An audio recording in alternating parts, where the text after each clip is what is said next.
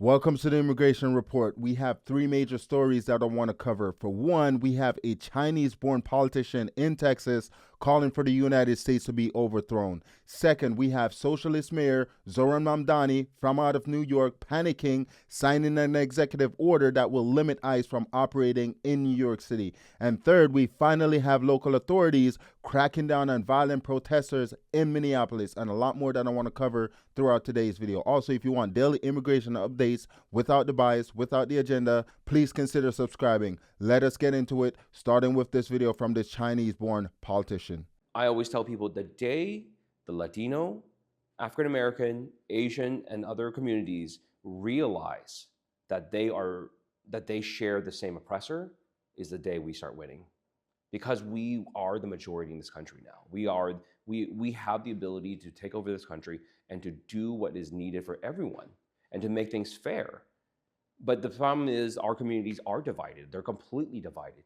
And I talk about this. So if you don't know who that is Representative Gene Wu from out of Texas. He serves in the Texas House of Representatives. He was born in China, him and his family, and they fled communist China because they were being prosecuted. And he came to the United States and has a privilege of serving as a member of the Texas Congress. Instead of being grateful to the American people, he's literally calling on his fellow Americans to rise up against his so-called oppressors. And you see time and time again where politicians literally come to the United States, they flee a country like Ilhan Omar, who fled Somalia because there was a civil war there, and they came to the United States. And instead of being grateful, they literally trying to incite some form of violence. If you want to take power back, if you want to take control back, why not go to China? Because the thing is, you couldn't be in China and be saying these things. Because the Chinese Communist Party of China would throw you in a cell. They would just make you disappear. So it is funny. So I would recommend start being grateful to the American people. And here's another video of Representative Gene Wu calling for more incitement. Take a look at this video. We need to be out there. We need to not only support and remember the name of Miss Good, but we need to remember why she died. She died because she was a proud American. She was a proud American who understood her rights and was free to exercise it. And they took her life for it. And instead of our response being silence, we should be louder than ever. We should scream in their faces. We should not give them a moment of peace until they give us our nation back. Yeah. This is what our country... And that is Representative Gene Wu, the Chinese-born politician, that's saying you shouldn't give them a moment of peace until they give you your nation back. I think you probably should be talking to the Chinese Communist Party of China and not the United States of America. Because how are you being oppressed? How is this nation not yours? You have the ability to vote. You have the ability to speak your mind. At the end of the day, this is what the Democratic Party does. They essentially get up in front of people and they spill this rhetoric, this incitement rhetoric, which energizes their base, and people go out there and conduct themselves in a chaotic way, which is despicable. Because at the end of the day, we're all Americans. Let us move on to our next story, which takes us to New York City. And here's Zohran Mamdani panicking, signing an executive order to prevent ICE from going to New York City. And we know that New York City are one of those cities that ICE is looking at to target next. Let us take a look at this. And that is why this morning, right here in this moment, I shall sign an executive order that will uphold our city's protection not just of our fellow immigrant New Yorkers, but of all New Yorkers from abusive immigration enforcement.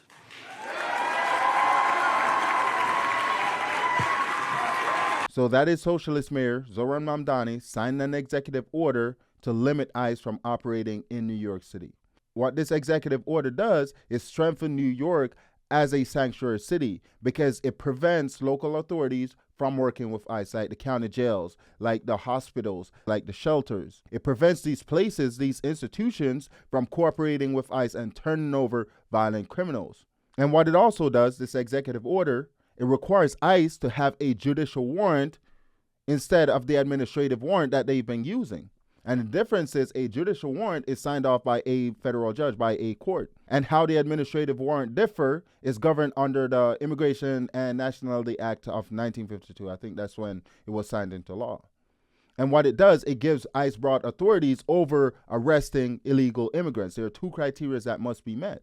One is that if ICE knows that you're in the United States as an illegal, they can go arrest you with that administrative warrant. And that administrative warrant just needs to be signed off by someone in DHS or an immigration judge under the executive branch. Or the second criteria that must be met, if ICE believes that you're about to escape, likely to be escaped. That's one of the criteria. Now, Zohran Mamdani, what he's saying is that, hey, that administrative warrant, you're not going to be able to operate in New York with that administrative warrant. You have to go to a judge, a federal judge, and get a warrant if you're trying to arrest someone. And we're not going to have local authorities cooperate with you. Let us take a look at this reporting. All right, turning now to New York City politics. Mayor Mamdani announcing new actions to uphold the city's sanctuary laws and protect immigrant New Yorkers. Okay, Fox 5's Morgan Mackay here now with the details. Morgan.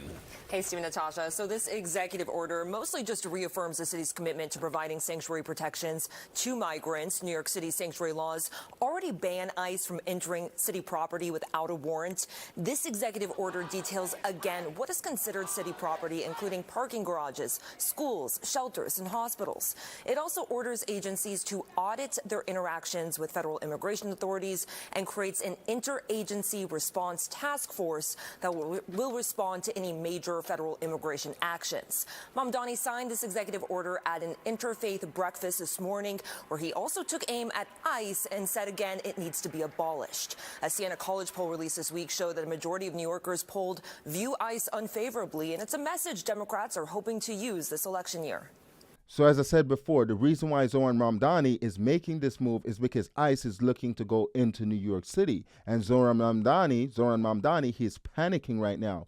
And it only makes sense if you consider how many illegals or undocumented that are living in New York City. Because some estimates, right, range it from around 500,000 to around 600,000 illegals living in New York City. And some informal estimates put that number north of 1 million. And this comes on the back of the Trump administration saying they'll cut funding for sanctuary cities. Let us take a look. We're going to surge resources in sanctuary cities because that's where the problem is. The Trump administration doubling down on its efforts to cut federal funding to cities and counties that defy federal immigration mandates by February 1st. They can protest all they want. No justice, no peace. Border Czar Tom Homan airing the administration's move early January. We know they're releasing public safety threats.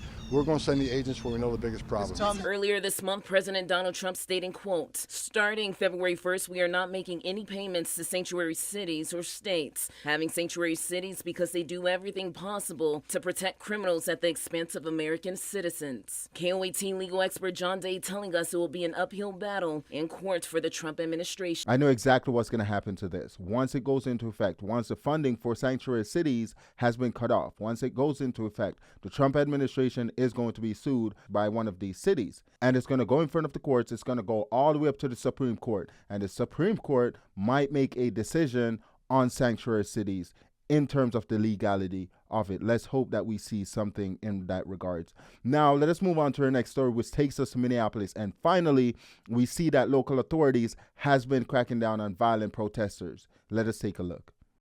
You are under arrest. Be seated where you are and follow the directions of officers. You are under arrest. Be seated where you are and follow the directions of officers.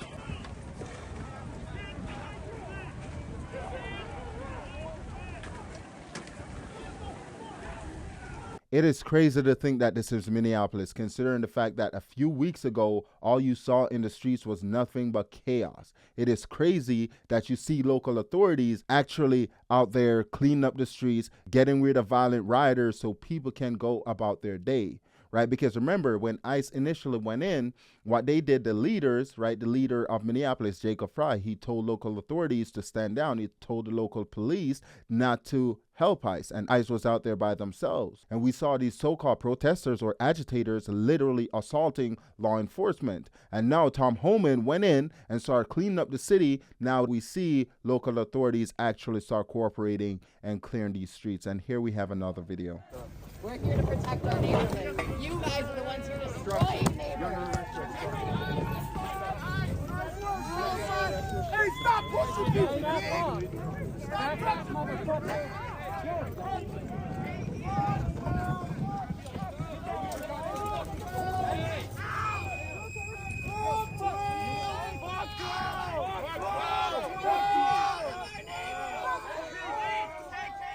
Even though local law enforcement, they're clearing the streets, we still see people trying to impede with that effort, which kind of begs the question, what are these cops doing? They need to start arresting these individuals, get them to jail, because they're impeding with legitimate law enforcement activities. Now, let us move on to our next story. We had Michael Knowles, who works for the Daily Wire, I think, and he debated this guy. His name is Chris Murray, I think that's his name.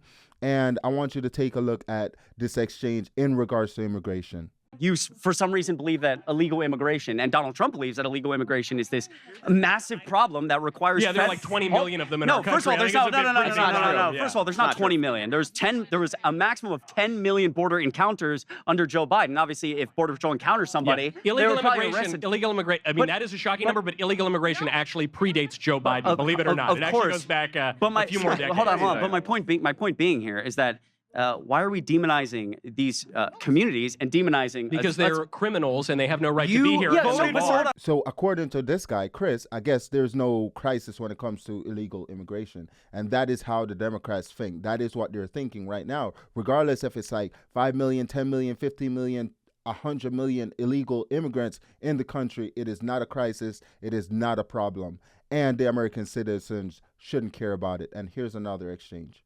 Do you think that the American people have the right to enforce the laws duly passed by Congress to have their own borders and define who's in the country? I think. Yes or no? Hold on. No, because I think it's a dishonest premise. It's a simple There question. are so many laws. Two things. I think that we should. I'm not asking about so many laws. I'm asking about this one. Can I just say something really quick? Can you answer the question? Right now in the United States, we do not have enough native-born. I'm just giving one example before you speak. We do not have enough native-born U.S. citizens to work every single job. If every single undocumented person right now was deported this instant. I'm going to bet. Hold on. 1 second. I'm going to bet you in the front row $20. I'm going to bet you right now $20 that he will not answer my question. I'm going to answer your question. I'm going to take the opposite. He's going to answer it. And he went on to not answer the question. And the Democrats are always saying no one is above the law. I guess if you're an illegal immigrant, then you're above the law. And now we can see which party is a party of law and order. And that brings us to the end of today's show. Thank you for watching all the way to the end. If you don't mind commenting, let me know what you think in the comment section in regards to this Chinese-born politician